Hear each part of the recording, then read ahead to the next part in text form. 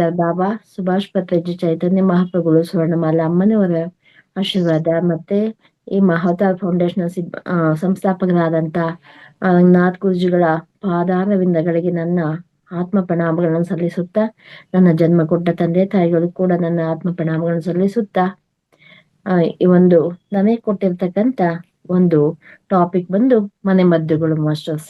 ಮನೆಮದ್ದುಗಳು ಅಂದ್ರೆ ಸಾಮಾನ್ಯವಾಗಿ ದಿನನಿತ್ಯ ನಾವು ಮನೆಯಲ್ಲಿ ಉಪಯೋಗಿಸ್ತಕ್ಕಂಥ ಎಲ್ಲ ಯಾವ ಪದಾರ್ಥಗಳಿಂದ ನಾವು ನಮ್ಮ ಒಂದು ನೆಗಡಿ ಆಗಿರ್ಬೋದು, ಈ ತರ ಯಾವುದೇ ಸಣ್ಣ ಪುಟ್ಟ ಸಮಸ್ಯೆಗಳನ್ನ ಯಾವ ರೀತಿ ಪರಿಹಾರ ಮಾಡ್ಕೋಬಹುದು ಅನ್ನೋಂಥ ಒಂದು ಟಾಪಿಕ್ ಬಗ್ಗೆ ಇವತ್ತು ತಿಳಿಸ್ಕೊಡ್ತಾ ಇದ್ದೀನಿ ಮಾಸ್ಟರ್ಸ್.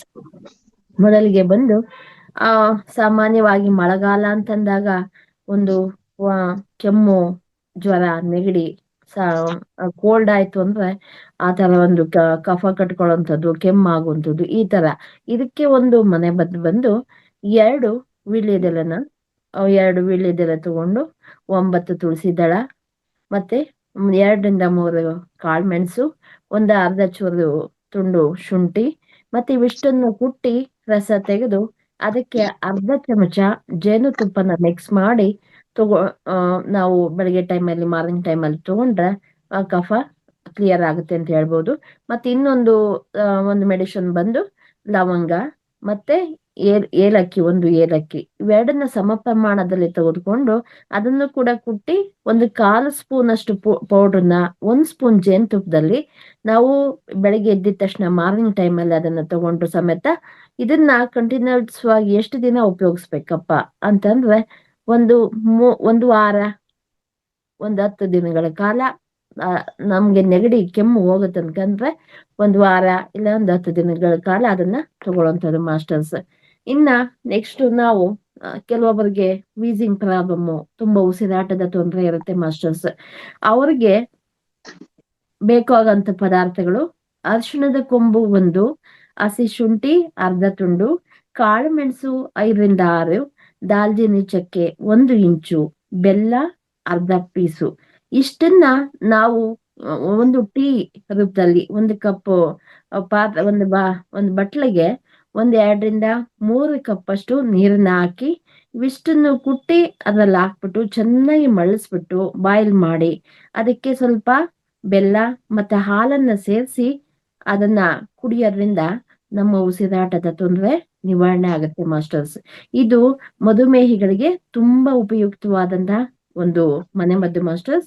ಇದರಿಂದ ನಮ್ಗೆ ರಕ್ತ ಫಿಲ್ಟರ್ ಆಗುತ್ತೆ, ಆಮೇಲೆ ಚರ್ಮದ ದೋಷಗಳಿದ್ರೆ ಸಮೇತ ಅದು ಕ್ಲಿಯರ್ ಆಗುತ್ತೆ, ಮತ್ತೆ ಫ್ಯಾಟ್ ಇದ್ರೆ ಸಮೇತ ಇದನ್ನ ಕರಗಿಸುತ್ತೆ, ಮತ್ತೆ ನಮ್ಮ ನರದೌರ್ಬಲ್ಯದ ಸಮಸ್ಯೆಗಳಿಗೆ ಕೂಡ ಇದು ತುಂಬಾ ರಾಮಬಾಣವಾಗಿದೆ ಮಾಸ್ಟರ್ಸ್.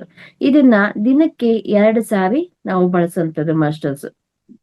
ನೆಕ್ಸ್ಟ್ ಬಂದು ಮೂಲವ್ಯಾಧಿ.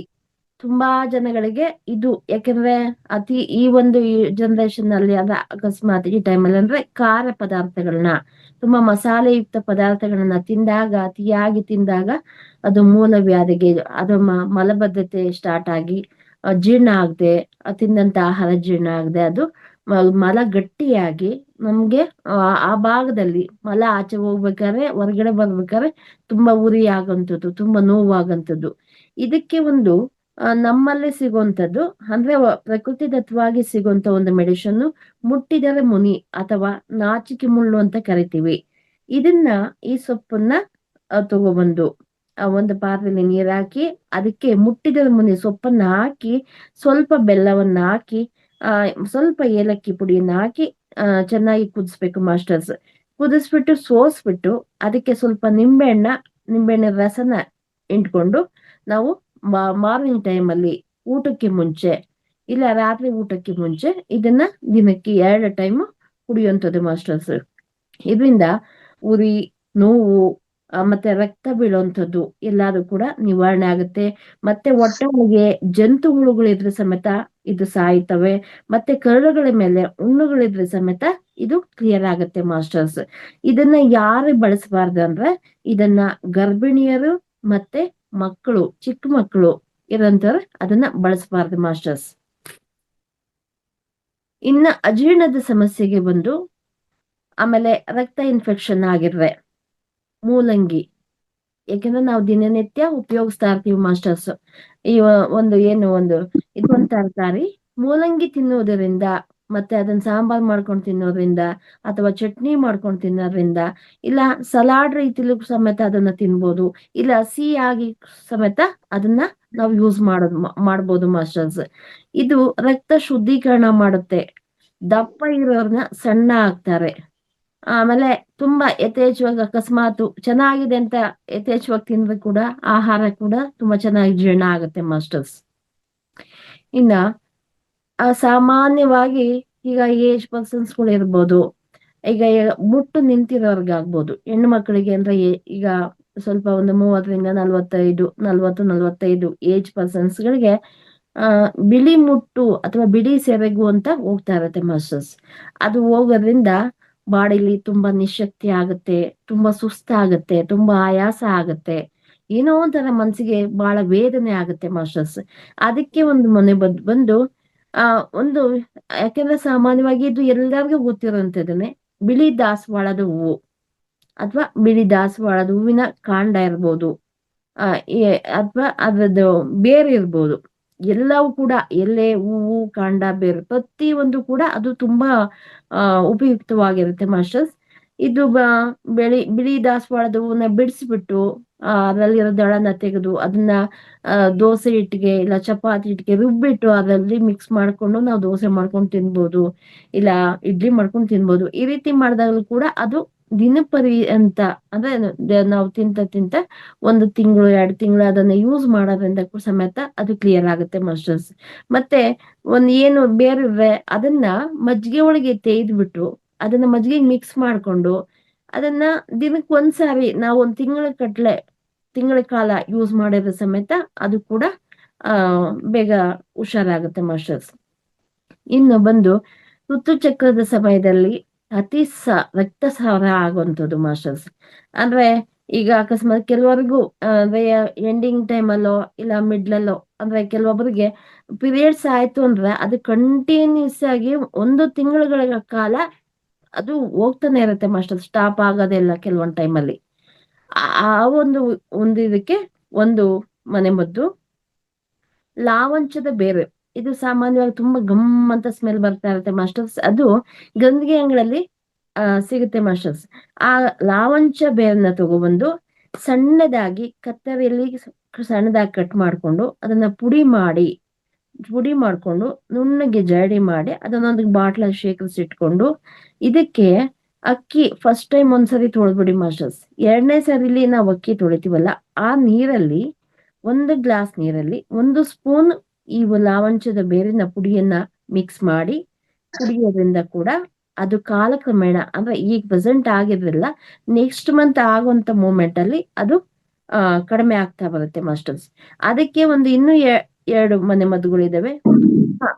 ಪುದೀನ ಎಲೆಗಳನ್ನ ಕಲ್ಲು ಸಕ್ಕರೆಯೊಂದಿಗೆ ಮಿಕ್ಸ್ ಮಾಡಿ ಅದನ್ನ ಕುಟ್ಟಿ ಪುಡಿ ಮಾಡಿ ಅದನ್ನ ಕುಡಿತಾ ಬಂದ್ರೆ ಸಮೇತ ಈ ಅಧಿಕ ರಕ್ತಸ್ರಾವ ಕೂಡ ಕಡಿಮೆ ಆಗ್ತಾ ಇರುತ್ತೆ ಮಾಸ್ಟರ್ಸ್. ಮತ್ತೆ 3ನೇದು ಬಂದು ಗರಿಕೆ ಹುಲ್ಲಿನ ಕಷಾಯ. ಸಾಮಾನ್ಯವಾಗಿ ಗರಿಕೆ ಹುಲ್ಲು ಯಥೇಚ್ಛವಾಗಿ ಹೊರಗಡೆ ಸಿಗ್ತಾ ಇರುತ್ತೆ ಮಾಸ್ಟರ್ಸ್. ಈಗ ನಮ್ಮ ಮನೆ ಸುತ್ತಮುತ್ತ ಆಗಿರ್ಬೋದು, ಗಾರ್ಡನ್ ಎಲ್ಲಿ ಬೇಕಾದ್ರೂ ಇರುತ್ತೆ. ಆ ಗರಿಕೆ ಹುಲ್ಲನ್ನ ನಾವು ನೀಟಾಗಿ ಬಿಡಿಸ್ಕೊಂಡ್ ಬಂದ್ಬಿಟ್ಟು ಅದನ್ನ ಕುಟ್ಟಿ ಕಷಾಯ ಮಾಡ್ಕೊಂಡು, ಇಲ್ಲ ಅದನ್ನ ಚೆನ್ನಾಗಿ ಬೇಯಿಸಿ ಅದಕ್ಕೆ 1 ಸ್ಪೂನ್ ಅಷ್ಟು ಜೇನುತುಪ್ಪನ ಮಿಕ್ಸ್ ಮಾಡಿ ಅದನ್ನ ಕುಡಿಯೋದ್ರಿಂದ ಕೂಡ ಹೆಣ್ಮಕ್ಳಲ್ಲಿ ಆಗುವಂತ ಅಧಿಕ ರಕ್ತಸ್ರಾವ ಅದನ್ನು ಕೂಡ ಅದು ಕ್ಲಿಯರ್ ಆಗುತ್ತೆ ಮಾಸ್ಟರ್ಸ್. ಇನ್ನ ಈಗ ತುಂಬಾ ಜನಕ್ಕೆ, ಕೆಲವೊಬ್ಬರಿಗೆ ಋತುಚಕ್ರ ಅಂದ್ರೆ ಪೀರಿಯಡ್ಸ್ ಟೈಮಲ್ಲಿ ತುಂಬಾ ಹೆವಿ ಹೊಟ್ಟೆ ನೋವು ಬರ್ತಾ ಇರುತ್ತೆ ಮಾಸ್ಟರ್ಸ್. ಬಟ್ ಅದಕ್ಕೆ ಕೆಲವೊಂದು ಟೈಮಲ್ಲಿ ಕೆಲವೊಬ್ರಿಗೆ ಹೊಟ್ಟೆ ನೋವು ಬರುತ್ತೆ, ಕೆಲವೊಬ್ರು ಸೊಂಟ ನೋವು ಬರುತ್ತೆ, ಕೆಲವೊಬ್ರಿಗೆ ಕಾಲು ಹೊಡೆತ ಬರುತ್ತೆ. ಈ ರೀತಿ ಒಬ್ಬೊಬ್ರಿಗೆ ಒಂದೊಂಥರ ಪೇನ್ ಬರುತ್ತೆ ಮಾಸ್ಟರ್ಸ್. ಬಟ್ ಹೊಟ್ಟೆ ನೋವು ಬಂದಾಗ ಎಷ್ಟೋ ಸರಿ ನಾವು ಅದನ್ನ ತುಂಬಾ ನೋವು ಪಡ್ತಾ ಇರ್ತೀವಿ. ಬಟ್ ಆಸ್ಪತ್ರೆಗೆ ಹೋಗಿ ನಾವು ಟ್ರೀಟ್ಮೆಂಟ್ ತಗೋಬೇಕು ಮಾಸ್ಟರ್ಸ್, ಹೊರಗಡೆ ಏನು ಗೊತ್ತಿಲ್ಲದೆ ಇದ್ದಾಗ. ಅದಕ್ಕೆ ಒಂದು ಮನೆ ಮದ್ದು ಬಂದು, ಅಂದ್ರೆ ಏನು ಪ್ರಾಬ್ಲಮ್ ಇಂದ ಆ ತರ ಆಗತ್ತೆ, ಗರ್ಭಾಶಯ ಬೆಳವಣಿಗೆ ಆಗದೆ ಇದ್ದಾಗ, ಅಥವಾ ಒಂದು ರಕ್ತಹೀನತೆ ಇದ್ದಾಗ, ರಕ್ತದಲ್ಲಿ ಇನ್ಫೆಕ್ಷನ್ ಇದ್ದಾಗ, ರೋಗ ನಿರೋಧಕ ಶಕ್ತಿ ಕಡಿಮೆ ಇದ್ದಾಗ ಈ ತರ ಒಂದು ಪ್ರಾಬ್ಲಮ್ಸ್ ಬರ್ತಾ ಇರುತ್ತೆ ಮಾಸ್ಟರ್ಸ್. ಇದಕ್ಕೆ ಒಂದು ಸೊಲ್ಯೂಷನ್ ಅಂದ್ರೆ ಎಕ್ಕದ ಎಲೆಯ ಚಿಗುರನ್ನ, ಎಕ್ಕದ ಎಲೆಯ ಚಿಗುರು ಇರುತ್ತಲ್ವಾ, ಆ ಚಿಗುರನ್ನ 2 ಅಥವಾ 1 ವೀಳ್ಯದೆಲೆಯನ್ನು ಇದರಲ್ಲಿ ಸುತ್ತು ಬಿಟ್ಟು ನಿಧಾನವಾಗಿ ಸುರುಳಿ ಆಕಾರದಲ್ಲಿ ಸುತ್ತಿ ನಿಧಾನವಾಗಿ ನಾವು ದವಡೆಯಲ್ಲಿ ಇಟ್ಕೊಂಡು ಅದನ್ನ ನಿಧಾನವಾಗಿ ಅಗಿಬೇಕು ಮಾಸ್ಟರ್ಸ್. ನಿಧಾನವಾಗಿ ಅಗಿತಾ ಅಗಿತಾ ಅಗಿತಾ ಅದರ ರಸವನ್ನ ನುಂಗುತ್ತಾ ಬಂದ್ರೆ ಅದು ಅದನ್ನ ನಾವು ಎಷ್ಟು ದಿನ ಮಾಡ್ಬೇಕಂದ್ರೆ 1 ರಿಂದ 2 ತಿಂಗಳ ಕಾಲ ಅದನ್ನ ನಾವು ಯೂಸ್ ಮಾಡ್ಬೇಕು ಮಾಸ್ಟರ್ಸ್. ಅದ್ರಲ್ಲಿ 2ನೇ ಪರಿಹಾರ ಅಂದ್ರೆ ನಾಗದಾಳಿ ಸೊಪ್ಪು ಅಂತ ಸಿಗುತ್ತೆ ಮಾಸ್ಟರ್ಸ್. ಆಕ್ಚುಲಿ ನಾನು ನೋಡಿಲ್ಲ ಅದನ್ನ, ಬಟ್ ಕೇಳಿದ್ದೀನಿ. ನಾಗದಾಳಿ ಸೊಪ್ಪು ತಂದು ಅರೆದು ಅದರ ಜೊತೆ ಜೇನುತುಪ್ಪದೊಂದಿಗೆ ಸೇವಿಸಿ. ಅಂದ್ರೆ ಇದು ಸೊಪ್ಪು ಸ್ವಲ್ಪ ತುಂಬಾ ಒಗ್ಗೊಗ್ರಾಗಿರುತ್ತೆ ಮಾಸ್ಟರ್ಸ್. ಅದಕ್ಕೋಸ್ಕರ ಅದ್ರ ಜೊತೆ ಜೇನುತುಪ್ಪನ ಮಿಕ್ಸ್ ಮಾಡ್ಕೊಂಡು ನಾವು ಇದನ್ನ ನಿಯಮಿತವಾಗಿ 1 ರಿಂದ 2 ತಿಂಗಳು 3 ತಿಂಗಳ ಕಾಲ ನಿಯಮಿತವಾಗಿ ನಾವು ಸೇವಿಸ್ತಾ ಬಂದ್ರೆ ಆ ಒಂದು ಏನು ಪೀರಿಯಡ್ಸ್ ಆಗಂತ ಟೈಮಲ್ಲಿ ಬರುವಂತ ಹೊಟ್ಟೆ ನೋವಿಗೆ ಒಂದು ಸೊಲ್ಯೂಷನ್ ಮಾಸ್ಟರ್ಸ್. ಇನ್ನೊಂದು ಬಂದು ತುಂಬೆ ಸೊಪ್ಪು. ನಮ್ಗೆ ಅಕ್ಕಪಕ್ಕದಲ್ಲಿ ಎಲ್ಲ ತುಂಬಾ ಯಥೇಚ್ಛವಾಗಿ ಸಿಗ್ತಾ ಇರತ್ತೆ. ಅದು ಆ ತುಂಬೆ ಸೊಪ್ಪನ್ನ ಕುಟ್ಟಿ ರಸ ತೆಗೆದು ಅದಕ್ಕೆ ಜೇನುತುಪ್ಪ ಬೆರೆಸಿ ಪೀರಿಯಡ್ಸ್ ಆಗಿದ ದಿನದಿಂದ 3 ದಿನ ಸತತವಾಗಿ ಅದನ್ನ ಸೇವಿಸ್ತಾ ಬಂದ್ರೆ ಕೂಡ ಅಧಿಕವಾಗಿ ರಕ್ತಸ್ರಾವ ಆಗುವಂಥದ್ದು ಕೂಡ ಕಡಿಮೆ ಆಗುತ್ತೆ ಮಾಸ್ಟರ್ಸ್. ಇನ್ನ ನರಗಳ ದೌರ್ಬಲ್ಯ ತುಂಬಾ ಈಗಿನ ಒಂದು ಜನರೇಷನ್ ಇರ್ಬೋದು. ಯಾಕೆಂದ್ರೆ ತರಕಾರಿ ತಿನ್ನಲ್ಲ, ಸೊಪ್ಪುಗಳು ತಿನ್ನಲ್ಲ. ಈ ತರ ಇದ್ದಾಗ ಎಲ್ಲ ಚಿಕ್ಕ ಮಕ್ಕಳಲ್ಲೂ ಕೂಡ ಈ ಒಂದು ಓಡಾಡೋದಕ್ಕಾಗಲ್ಲ, ಕಾಲ್ಗಳೆಲ್ಲ ತುಂಬಾ ಪೇನ್ ಬರುತ್ತೆ, ಕೈ ಕಾಲುಗಳೆಲ್ಲ ಹಿಡ್ಕೊಳ್ತವೆ. ಈ ತರ ಒಂದು ಸಮಸ್ಯೆಗಳಿದ್ದಾಗ ಸಪೋಟ, ನಮ್ಗೆ ಹಣ್ಣುಗಳಲ್ಲಿ ಆ ಸಪೋಟವನ್ನ ತಿನ್ನಿದ್ರೆ ಈ ಫ್ರಾಕ್ಷನ್ ಆಫ್ ಸೆಕೆಂಡ್ರಿ ಕೂಡ ಒಂದು ಕಾಲ್ಗಳಲ್ಲಿ ನರಗಳು ಸೆಳೆತಾ ಇರ್ಬೋದು, ಇಲ್ಲ ಕಾಲ್ಗಳಲ್ಲಿ ರಕ್ತ ಇರ್ಬೋದು, ಇಲ್ಲ ನರಗಳು ಒಂಥರ ಹಚ್ಚ ಹಸರಾಗಿ ಕಾಣುತ್ತೆ ಮಾಸ್ಟರ್ಸ್. ಆ ತರ ಒಂದು ಸಮಸ್ಯೆಗಳಿದ್ದಾಗ ಸಪೋರ್ಟನ್ನ ತಿನ್ನೋದ್ರಿಂದ ಕೂಡ ಇದು ಇಮಿಡಿಯೇಟ್ ಆಗಿ ನಮ್ಗೆ ರಿಸಲ್ಟ್ ನ ಕೊಡುತ್ತೆ ಮಾಸ್ಟರ್ಸ್. ಇನ್ನ ನಿದ್ರಾಹೀನತೆ, ಈಗಿನ ಒಂದು 30-35 ಆಯ್ತು ಅಂತಂದ್ರೆ, 40 ವರ್ಷ ಆಯ್ತು ಅಂದ್ರೆ ಈ ಸಮಸ್ಯೆಗಳು ನಿರಂತರವಾಗಿ ಬರ್ತಾ ಇರುತ್ತೆ ಮಾಸ್ಟರ್ಸ್. ನಿದ್ರಾಹೀನತೆಗೆ ಮನೆ ಮದ್ದು ಕೊತ್ತಂಬರಿ ಬೀಜ, ಕಾಳು ಮೆಣಸು, ಗಸಗಸೆ ಇವಿಷ್ಟನ್ನು ಸಮ ಪ್ರಮಾಣದಲ್ಲಿ ತಗೊಂಡು ಕುಟ್ಟಿ ಪುಡಿ ಮಾಡಿ ಅದನ್ನ ಕಷಾಯದ ರೀತಿಯಲ್ಲಿ ಮಾಡ್ಕೊಂಡು ನಾವು ಕುಡಿಬಹುದು ಮಾಸ್ಟರ್ಸ್. ಈ ರೀತಿ ಮಾಡೋದ್ರಿಂದ ಕೂಡ ನಮ್ಗೆ ನಿದ್ರಾಹೀನತೆ ಸಮಸ್ಯೆಯಿಂದ ನಾವು ಅದನ್ನ ಪರಿಹಾರ ಮಾಡ್ಕೋಬಹುದು ಮಾಸ್ಟರ್ಸ್. ಇನ್ನ ತಲೆ ಸುತ್ತುವಂಥದ್ದು, ತಲೆ ಸುತ್ತು ಏನಕ್ಕೆ ಬರುತ್ತೆ? ತುಂಬಾ ಜನಕ್ಕೆ ಬರುತ್ತೆ. ಇದ್ದಕ್ಕಿದ್ದಂಗೆ ಅದು ಚಕ್ರ ಹೊಡೆದಂಗ ಆಗುತ್ತೆ, ತಲೆ ಗಿರ್ರಂದಂಗ ಆಗುತ್ತೆ, ಕೂತ್ರೆ ಎದ್ದೊಳಕ್ ಆಗಲ್ಲ, ಬಿದ್ದೋಗೋ ಒಂದು ಸ್ಟೇಜ್ಗೆ ಬರುವಂತದ್ದು. ಏನಕ್ಕೆ ಈ ರೀತಿ ಆಗತ್ತೆ ಅಂತಂದ್ರೆ BP ಹೈ ಆದಾಗ ಇಲ್ಲ BP ಲೋ ಆದಾಗ ಈ ಒಂದು ಸಮಸ್ಯೆಗಳು ಬರುವಂತದ್ದು ಮಾಸ್ಟರ್ಸ್. ಇದು ರಾತ್ರಿ ಟೈಮಲ್ಲಿ 2 ಚಮಚ ಕೊತ್ತಂಬರಿ ಬೀಜ ಮೊದಲು ತೊಳೆದು ಮತ್ತೆ ಸ್ವಲ್ಪ ಉಗುರು ಬೆಚ್ಚಗಿನ ನೀರನ್ನ ಹಾಕಿ ನೈಟು ಸ್ವಲ್ಪ 2 ಸ್ಪೂನ್ ಅಷ್ಟು ಕೊತ್ತಂಬರಿ ಬೀಜ ತಗೊಂಡು ನೈಟು ಒಂದು ಉಗುರು ಬೆಚ್ಚನ ಇಲ್ಲ ಸ್ವಲ್ಪ ಇದು ಬಿಸಿನೀರಲ್ಲಿ ಆ 2 ಸ್ಪೂನ್ ಕೊತ್ತಂಬರಿ ಬೀಜನ ಹಾಕಿ ನೈಟು ಅದನ್ನ ಮುಚ್ಚಿಡೋದು ಮಾಸ್ಟರ್ಸ್. ಮುಚ್ಚಿಟ್ಬಿಟ್ಟು ಬೆಳಗ್ಗೆ ಎದ್ಬಿಟ್ಟು ಅದನ್ನ 1 ಸ್ಪೂನ್ ತಗೊಂಡು ಈ ರೀತಿ ಮಿಕ್ಸ್ ಮಾಡಿದ್ರೆ ಇದೆಲ್ಲ ಬಿಟ್ಕೊಳುತ್ತೆ. ಅದನ್ನ ಕುಡಿತಾ ಬಂದ್ರೆ ಕೂಡ ನಮ್ಗೆ ತಲೆ ತಿರುವುದು, ತಲೆ ಚಕ್ರ ಹಾಕುವಂಥದ್ದು ಇದೆಲ್ಲ ಕ್ಲಿಯರ್ ಆಗುತ್ತೆ ಮಾಸ್ಟರ್ಸ್. ಇನ್ನ ಬೆನ್ನು ನೋವಿಗೆ ನೂರಾರು ಕಾರಣಗಳಿದಾವೆ ಮಾಸ್ಟರ್ಸ್. ನಾವು ಕೂತ್ಕೊಳ್ಳುವಂತ ಭಂಗಿ ಆಗ್ಬೋದು, ಈಗ ನೇರವಾಗಿ ಕೂತ್ಕೊಳ್ಳಕ್ ಆಗಲ್ಲ, ಈಗ ಅಕಸ್ಮಾತ್ ಹಿಂಗ್ ಗೂನ್ ಬೆನ್ ಮಾಡ್ಕೊಂಡು ಕೂತ್ಕೊಳ್ಳುವಂಥದ್ದು, ಇಲ್ಲ ಮೂತ್ರಕೋಶದಲ್ಲಿ ಕಲ್ಲಿದ್ದಾಗಲೂ ಸಮೇತ ಬೆನ್ನು ನೋವು ಬರುವಂತ ಚಾನ್ಸಸ್ ಇರುತ್ತೆ ಮಾಸ್ಟರ್ಸ್. ಇಲ್ಲ ಗರ್ಭಾಶಯದಲ್ಲಿ ತೊಂದರೆ ಇದ್ದಾಗಲೂ ಸಮೇತ ಬೆನ್ನು ನೋವು ಬರುವಂತ ಸಮಸ್ಯೆ ಇರುತ್ತೆ. ಇಲ್ಲ ಒಂದೇ ಕಡೆ ಬೆಳಗಿಂದ ಸಂಜೆವರೆಗೂ ಒಂದೇ ಕಡೆ ಕೂತಿದ್ದಾಗಲೂ ಸಮೇತ ನಮ್ಗೆ ಬೆನ್ನು ನೋವು ಕಾಣಿಸ್ಕೊಳ್ಳುತ್ತೆ. ಇಲ್ಲ ಮೂಲವ್ಯಾಧಿ ಸಮಸ್ಯೆ ಇದ್ದಾಗಲೂ ಸಮೇತ ನಮ್ಗೆ ಬೆನ್ನು ನೋವು ಬರ್ತಾ ಇರುತ್ತೆ ಮಾಸ್ಟರ್ಸ್. ಇದಕ್ಕೆ ಪರಿಹಾರ ನೆಲದ ಮೇಲೆ ಒಂದು ಚಾಪೆನ ಹಾಕೊಂಡು ತಲೆ ಕಡೆನೂ ಒಂದ್ ದಿಮ್ ಕೂಡ ಹಾಕೋಬಾರ್ದು. ಅಂದ್ರೆ ಸಮತಟ್ಟಾಗಿ ಒಂದು ಸಮಾನವಾಗಿ ಒಂದು ಅಂಗಾತದಲ್ಲಿ ಮಲಕೊಂಡ್ರು ಸಮೇತ ಇದು ದಿನಪರ್ಯಂತ ಅದು ಮಾಡ್ಕೊಂಡ್ ಬರ್ಬೇಕು ಮಾಸ್ಟರ್ಸ್. ಇದರಿಂದಲೂ ಕೂಡ ಬೆನ್ನು ನೋವು ನಿವಾರಣೆ ಆಗುತ್ತೆ. ಇಲ್ಲ ಸ್ನಾನಕ್ಕೆ 1 ಬಕೆಟ್ ತಣ್ಣೀರು ಇಲ್ಲ 1 ಬಕೆಟ್ ಬಿಸಿನೀರು, ಇದನ್ನ ಒಂದ್ ಚೊಂಬು ತಣ್ಣೀರ್ ಹಾಕೊಳ್ಳುವಂಥದ್ದು, 1 ಚೊಂಬು ಬಿಸಿನೀರ್ ಹಾಕೊಳ್ಳುವಂಥದ್ದು, ಈ ರೀತಿ ಮಾಡ್ಕೊಂಬಂದ್ರೆ ಕೂಡ ನಮ್ಮ ಬೆನ್ನು ನೋವು ನಿವಾರಣೆ ಆಗುವಂಥದ್ದು. ಇಲ್ಲ ಅಂದ್ರೆ ಎಕ್ಕದ ಎಲೆಯನ್ನ ಕತ್ತರಿಸಿ ಅದನ್ನು ಎಳ್ಳೆಣ್ಣೆಯಲ್ಲಿ ಕುದಿಸಿ ಅದನ್ನು ಬೆನ್ನಿನ ಭಾಗಕ್ಕೆ ಹಚ್ಚಿ ಮಸಾಜ್ ಮಾಡ್ಬೇಕು ಮಾಸ್ಟರ್ಸ್. ಆ ರೀತಿ ಮಾಡೋದ್ರ ಸಮೇತ ನಾವು ಆ ಬೆನ್ನು ನೋವಿಂದ ಪರಿಹಾರನ ಪಡ್ಕೋಬಹುದು ಮಾಸ್ಟರ್ಸ್. ಇನ್ನ ಶಂಖಪುಷ್ಪ ಅಂದ್ರೆ ತುಂಬಾ ಒತ್ತಡ ಇರುತ್ತೆ ಮನ್ಸಲ್ಲಿ, ಏನೋ ಒಂಥರ ಆತಂಕ, ತುಂಬಾ ಒತ್ತಡ ಇರತ್ತೆ, ತುಂಬಾ ಈಗ ತಲೆ ಕೂದಲು ಉದುರ್ತಾ ಇರತ್ತೆ, ಏನೋ ಒಂಥರ ಹಾರ್ಟ್ ಪ್ರಾಬ್ಲಮ್, ಅಂದ್ರೆ ಏನೋ ಒಂಥರ ಭಯ, ಆತಂಕ, ಒತ್ತಡ, ಖಿನ್ನತೆ ಇದ್ದಾಗ ನಾವು ಈ ಶಂಖಪುಷ್ಪ ಸಾಮಾನ್ಯವಾಗಿ ಯಥೇಚ್ಛವಾಗಿರ್ತಿತ್ತು ಮಾಸ್ಟರ್ಸ್. ಎಲ್ಲಾ ಕಡೆನೂ ತುಂಬಾ ಸಿಗ್ತಾ ಇತ್ತು. ಎಲ್ಲಿ ನೋಡಿದ್ರು ಬೇಲಿಲ್ ನೋಡಿದ್ರು ಎಲ್ಲಿ ನೋಡಿದ್ರು ಅಲ್ಲೇ ಇರ್ತಿತ್ತು. ಬಟ್ ಅದ್ರ ಮಹತ್ವ ನಮ್ಗೆ ಗೊತ್ತಾಗ್ತಾ ಇರ್ಲಿಲ್ಲ.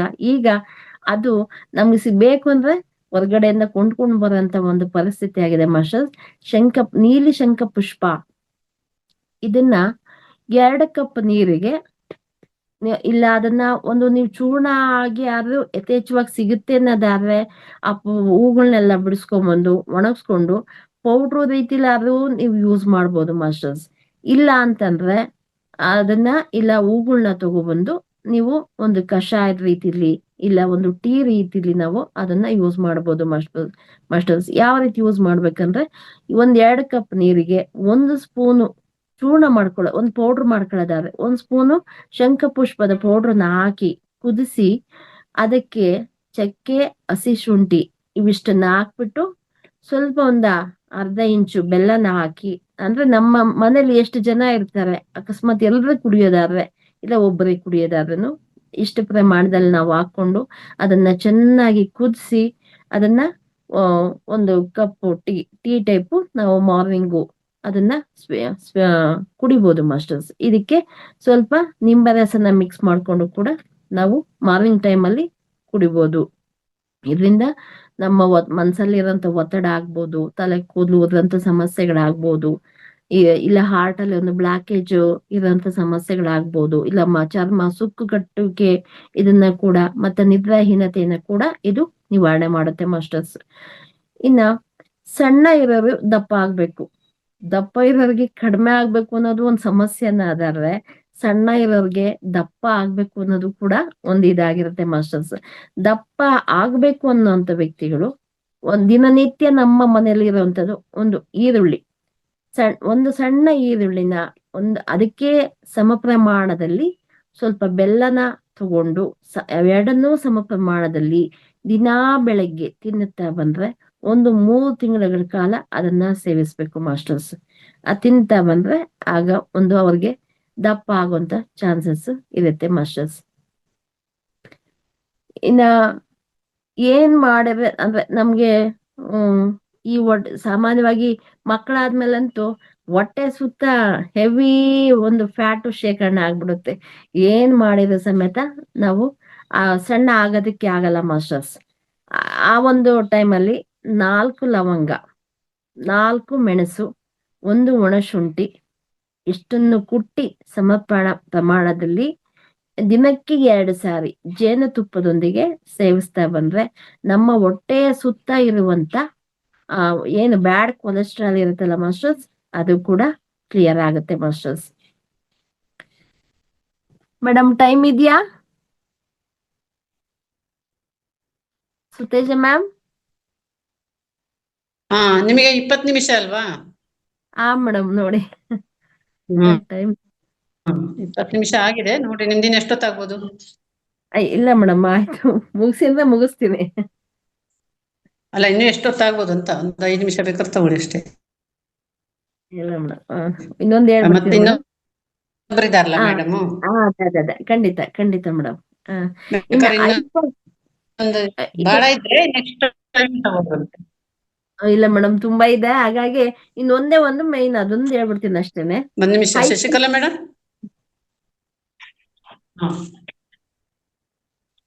ಮೇಡಮ್ ಹೇಳಿ. ಶಶಿಕಲಾ ಮೇಡಮ್, ಹೇಳಿ ಹೇಳಿ ಮೇಡಮ್. ನಮ್ಗೆ ಸ್ವಲ್ಪ ಬ್ರೇಕ್ ಆಗ್ತಾ ಇದೆ, ಕಂಟಿನ್ಯೂ ಮಾಡ್ತೀರಾ ಮೇಡಮ್? ಮಾಡ್ತೀನಿ ಮಾಡ್ತೀನಿ ಮಾಡ್ತೀನಿ ಮೇಡಮ್, ಖಂಡಿತ ಮಾಡ್ತೀನಿ. Okay. ಮಧ್ಯ ಮಧ್ಯ ಬ್ರೇಕ್ ಆಗ್ತಾ ಇದೆ, Okay, ಅದಕ್ಕೋಸ್ಕರ. okay, okay. ಥ್ಯಾಂಕ್ ಯು ಮಾಡ್ತೀನಿ ಮಾಡ್ತೀನಿ. ನಾನು ಇರ್ತೀನಿ. ಓಕೆ ಓಕೆ ಮಾಡ್ತೀನಿ. ಹಾ ಹಾ ಓಕೆ ಮೇಡಮ್. ಹೈಪರ್ ಥೈರಾಯ್ಡ್ಗೆ ಅಂದ್ರೆ ಈಗ ಎಲ್ಲ ಸಿಕ್ಕಾಪಟ್ಟೆ ಎಲ್ಲಾ ಕಡೆನೂ ತುಂಬಾ ಅದೇ ಪ್ರಾಬ್ಲಮ್ ಇದೆ ಮೇಡಮ್.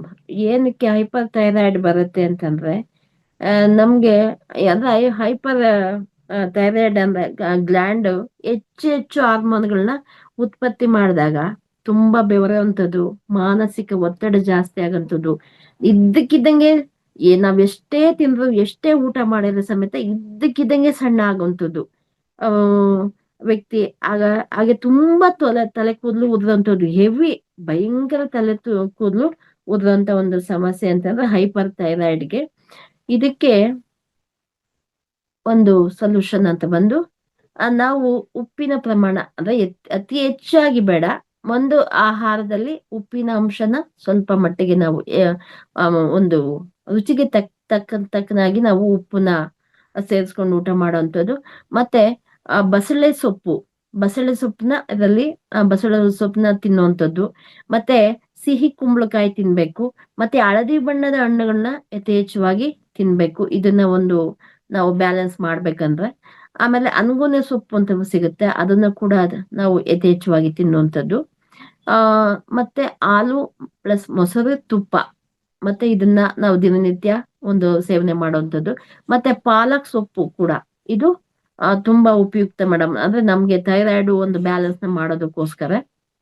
ಮತ್ತೆ ಒಂದು ಉಪಾಯ ಅಂತಂದ್ರೆ ಹಸಿ ಈರುಳ್ಳಿನ ರೌಂಡ್ ಶೇಪ್ ಅಲ್ಲಿ ಕತ್ತರಿಸೋದು, ಅಂದ್ರೆ ಅದು ಫ್ರೆಶ್ ಆಗಿರ್ಬೇಕು. ಅದನ್ನ ಗಂಟಲಿನ ಹೊರಭಾಗದಲ್ಲಿ ಮಸಾಜ್ನ ಮಾಡ್ಬೇಕು ಮಾಸ್ಟರ್ಸ್. ಹೊರಗಡೆ ಭಾಗದಲ್ಲಿ ನಮ್ ಈ ಕುತ್ತಿಗೆ ಭಾಗದಲ್ಲಿ ಅದನ್ನ ಇಟ್ಕೊಂಡು ರೌಂಡ್ ಶೇಪ್ ಅಲ್ಲಿ ಇಟ್ಕೊಂಡು ನಾವು ಅದನ್ನ ಮಸಾಜ್ ಮಾಡೋದ್ರಿಂದ ಕೂಡ ನಾವು ಅದನ್ನ ಬ್ಯಾಲೆನ್ಸ್ ಮಾಡ್ಬೋದು ಅಂತ ಹೇಳ್ತಾ, ಇದಕ್ಕೆ ಅವಕಾಶ ಕೊಟ್ಟಂತ ಮಹಾವತಾರನ ಸಂಸ್ಥಾಪಕರಾದಂತ ರಂಗನಾಥ್ ಗುರುಜಿಗಳಿಗೂ, ನನಗೆ ಮಾರ್ಗದರ್ಶಕರಾದಂತ ಗೀತಾ ನಾಯಕ್ ರೆಡ್ಡಿ ಮೇಡಮ್ಗೂ ಕೂಡ, ಹಾಗೆ ಸುತೇಜ ಮೇಡಮ್, ಶಶಿಕಲಾ ಮೇಡಮ್ಗೂ ಕೂಡ ತುಂಬಾ ತುಂಬಾ ತುಂಬಾ ಧನ್ಯವಾದಗಳನ್ನ ಹೇಳ್ತೀನಿ masters. Thank you so much masters.